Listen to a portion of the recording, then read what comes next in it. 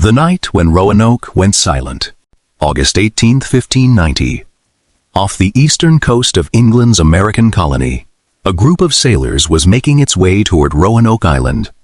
They had traveled a very long way, but for one of them, this was not an expedition. It was a return. The man was named John White. 3 years earlier, he had stood on this very island. He had seen the houses being built.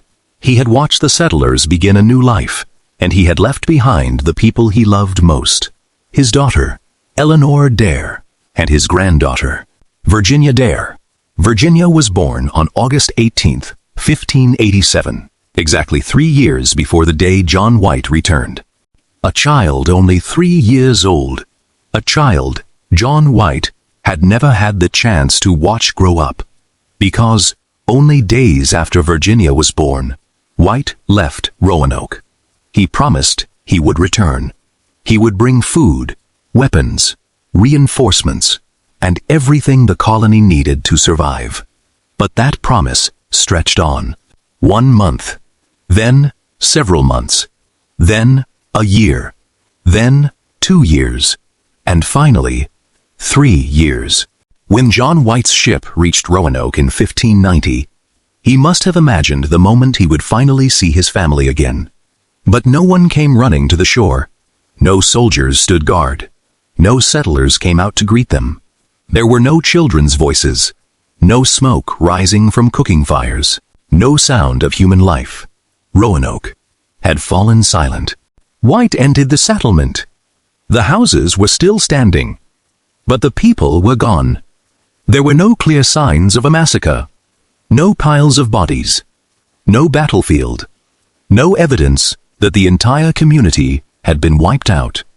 It was simply a place that had once been alive, now abandoned. And then White discovered a clue, a single word carved into the trunk of a tree. Croatoan, a name, a place, or perhaps a message. White understood that it could mean something, because before leaving Roanoke, he had told the settlers that if they were forced to move, they should leave behind a sign showing where they had gone, and if they left under dangerous circumstances, they were to leave another mark. But White found no sign of danger. Only one word, Croatoan. It could mean they had gone there. But if that was true, why was no one left at Roanoke? When had they left? How had they gone? Who had survived? Who had died? And most importantly, where was Virginia Dare? John White wanted to find them, but the weather turned against him. The seas grew rough. Conditions were too dangerous. The search had to be abandoned. White left Roanoke. He would never see his daughter again. Never see his granddaughter. Never know for certain what had happened. And from that day on, Roanoke became one of the most famous mysteries in American history. But there is something important to consider. Perhaps we have been asking the wrong question. Perhaps the question is not, how did they disappear, but rather, where did they go? The Roanoke Dream. To understand what happened in 1590, we have to go back many years earlier, to the end of the 16th century. England was standing on the edge of a changing world. European powers were beginning to expand across the oceans. Spain had built a vast empire. Gold and silver from the New World were flowing back into Europe. New trade routes were opening, and unknown lands were appearing on the maps. And England did not want to be left behind. To English leaders, the New World was more than a distant land.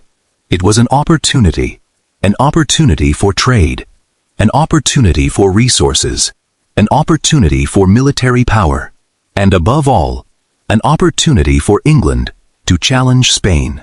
One of the men who strongly promoted that ambition was Sir Walter Raleigh. Raleigh had the support of Queen Elizabeth I. He wanted to establish a permanent English colony in a land the English called Virginia. and Roanoke became one of the first locations they chose. But there was one important truth. Roanoke was not unclaimed land. When the English arrived, they were stepping into a world that had existed for thousands of years. Indigenous communities had already lived there. They had territories, food sources, trade networks, relationships between tribes, allies, and enemies. The Europeans were not entering an empty wilderness. They were entering a world with its own established order, and that would become very important. Because, years later, when people tried to explain the disappearance of Roanoke, one of the biggest questions would be, what was the relationship between the English and the indigenous peoples really like? The first expeditions. Before Iwo-Bati, the English had already been to Roanoke. The earliest voyages were primarily exploratory. They surveyed the land, drew maps, made contact with indigenous peoples, and assessed the possibility of establishing a colony. But these expeditions were not entirely peaceful or successful. The Europeans brought things the indigenous peoples had never seen before: iron, weapons, clothing, tools, and objects that could be traded. But along with them came disease, conflict, misunderstanding, and ambition. Some indigenous people were taken back to England. Some Englishmen remained behind. Relationships began to form, but so did suspicion.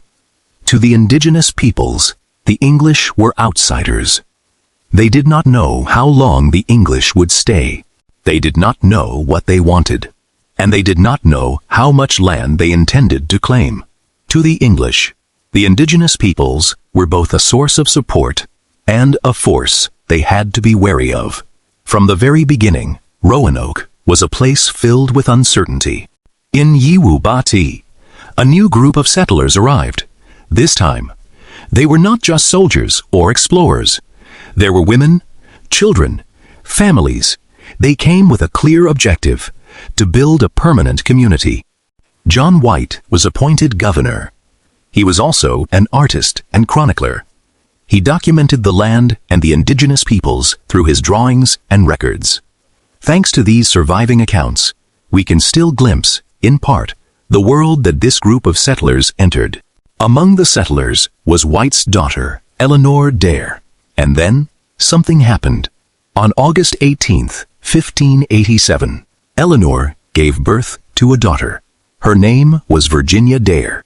She is considered the first English child born in an English colony in the New World. But the celebration did not last long. Roanoke was facing a serious problem: food. A colony of more than 100 people could not survive on hope alone. They needed grain, meat, water, seeds, tools, and weapons.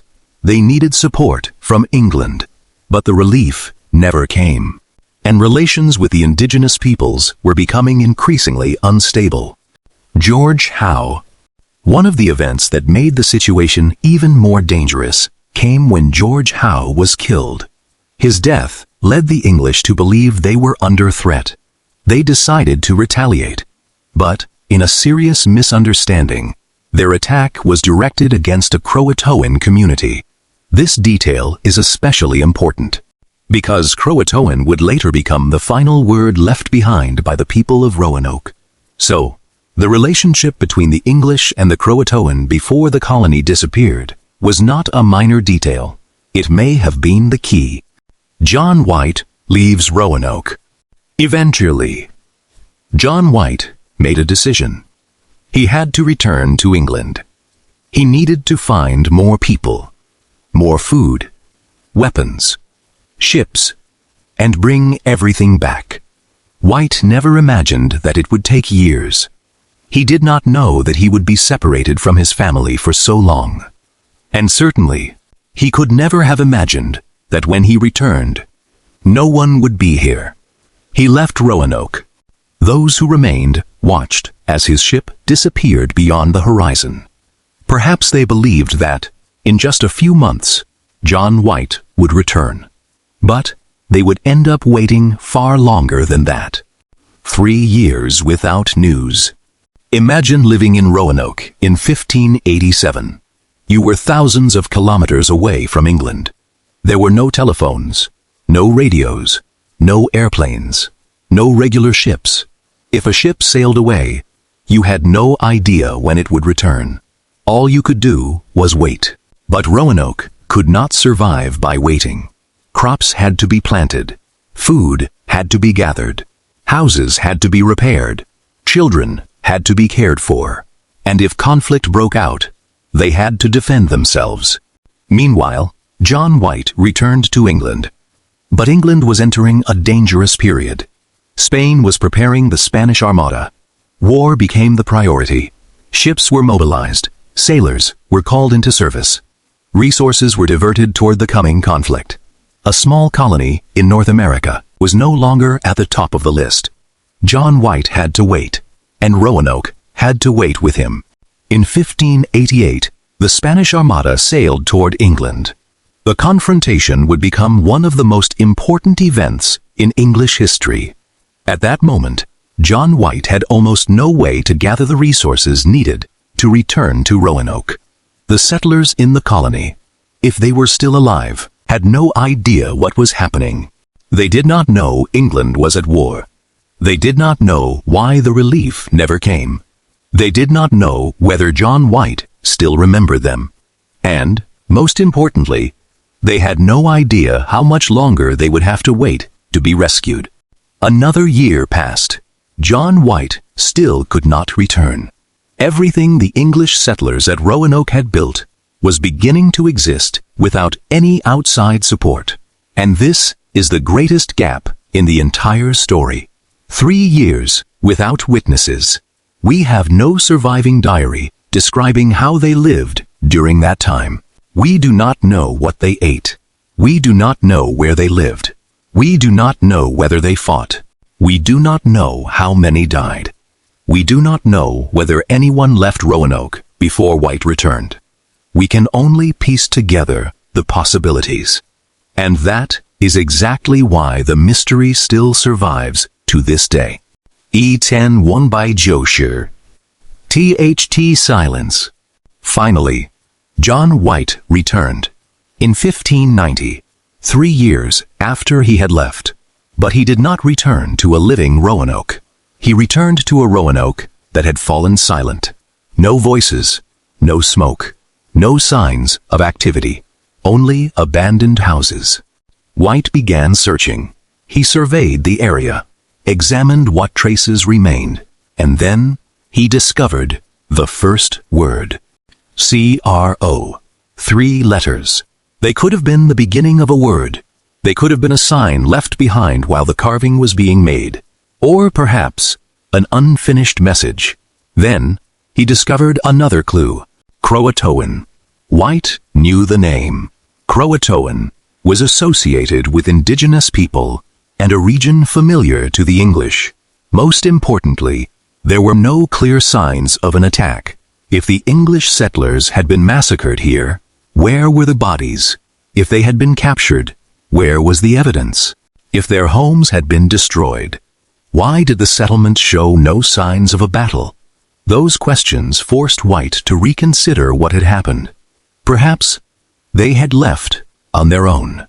The Croatoan tree. Stop here for a moment, because the word Croatoan sits at the center of the entire mystery. For hundreds of years, people have turned it into something almost supernatural. A code, a sign, a curse. But if we strip away the mythology, the story becomes much simpler. White had told those who remained behind, if you have to leave, leave a sign showing where you have gone. If you leave under dangerous circumstances, leave a special mark. When White returned, he found Croatoan, but he did not find the danger symbol. That could mean one thing. They left intentionally. And this is a very important detail, because it weakens some versions of the story about a mysterious massacre. It does not mean their lives were peaceful. It does not mean no one died. But it opens up another possibility. They moved. The theories. Now, we have to confront the hardest part. If they were no longer at Roanoke, where did they go? Theory 1, Croatoan. The first theory, and perhaps the most straightforward one, is that they went to Croatoan. The settlers may have realized that Roanoke was no longer safe. They knew the indigenous communities. They knew the terrain. They knew the routes through the region. And they may have understood that if they wanted to survive, cooperation was better than confrontation. They could have gathered whatever they were able to carry, left Roanoke, and traveled toward Croatoan. But there was one major problem. John White never managed to confirm it. He never found them. He never met them again. And no surviving document states, this is where the entire colony is living. And so, Croatoan remains a plausible explanation, but not the final answer. Theory 2. They integrated. This is where the story becomes truly fascinating. A group of English settlers may have gone to live among indigenous communities. At first, the differences would have been enormous, but over time, they may have learned how to survive together. They could have married, had children, shared skills, traded goods, and the children born from those unions may no longer have thought of themselves as English in the way John White once understood the word.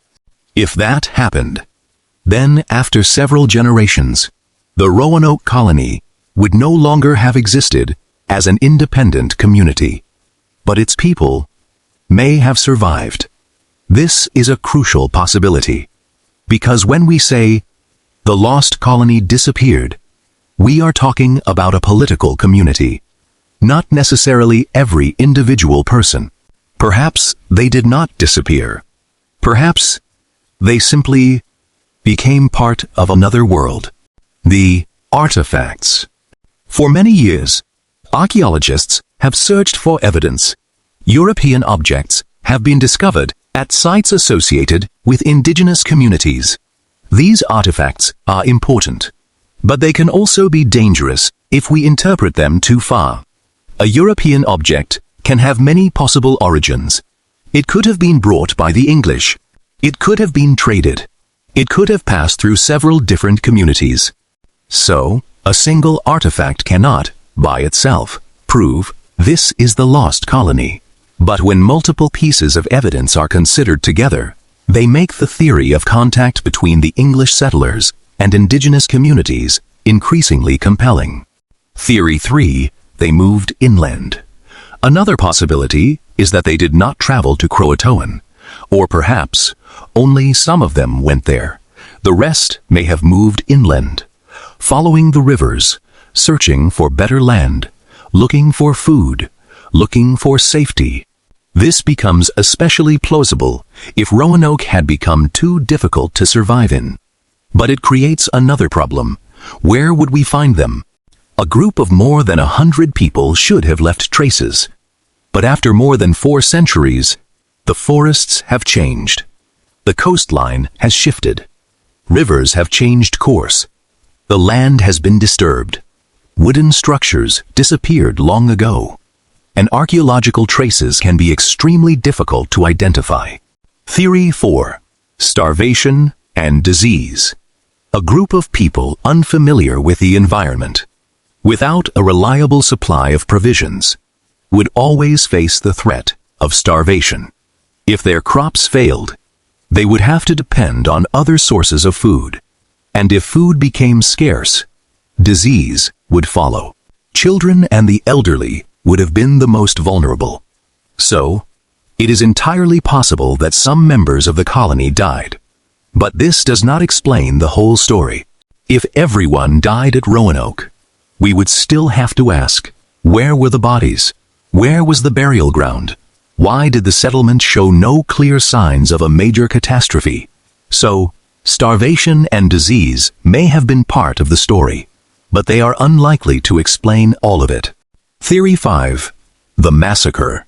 This is the most famous version of the horror story. Indigenous people attacked. The English settlers were killed. The survivors were captured. But the direct evidence is very weak. There is no confirmed massacre at Roanoke. There is no clear evidence that the entire colony was killed. That does not mean conflict never happened. On the contrary, we know that relations between some communities were highly tense.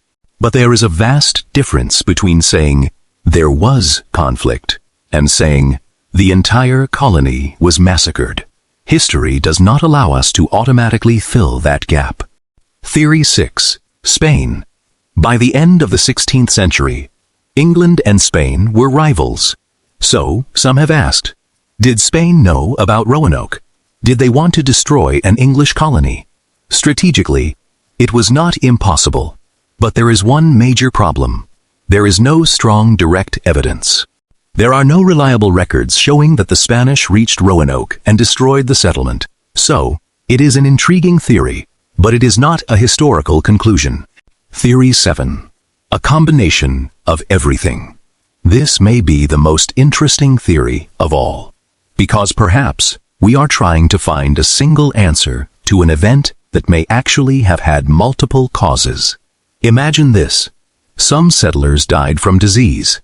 Others died from a lack of food. Some left Roanoke. One group went to Croatoan.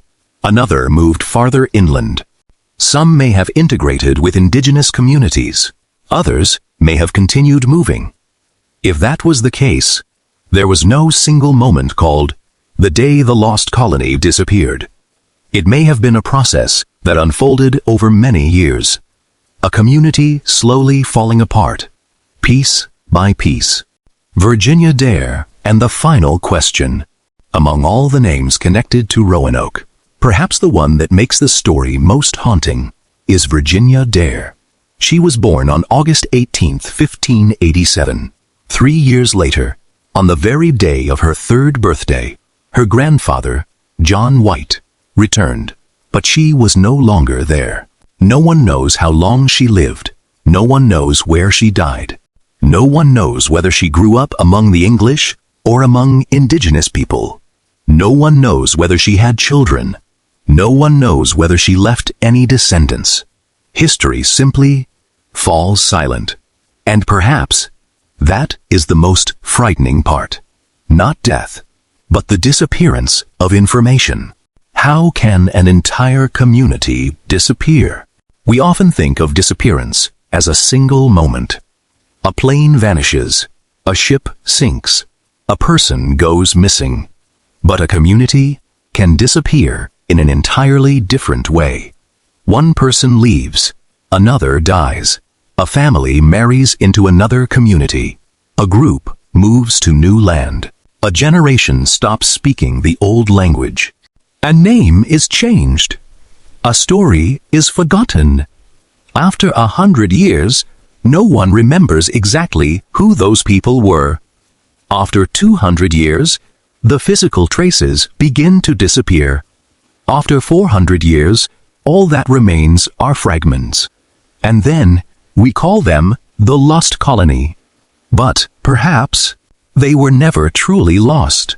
Perhaps we simply lost track of them. Roanoke today.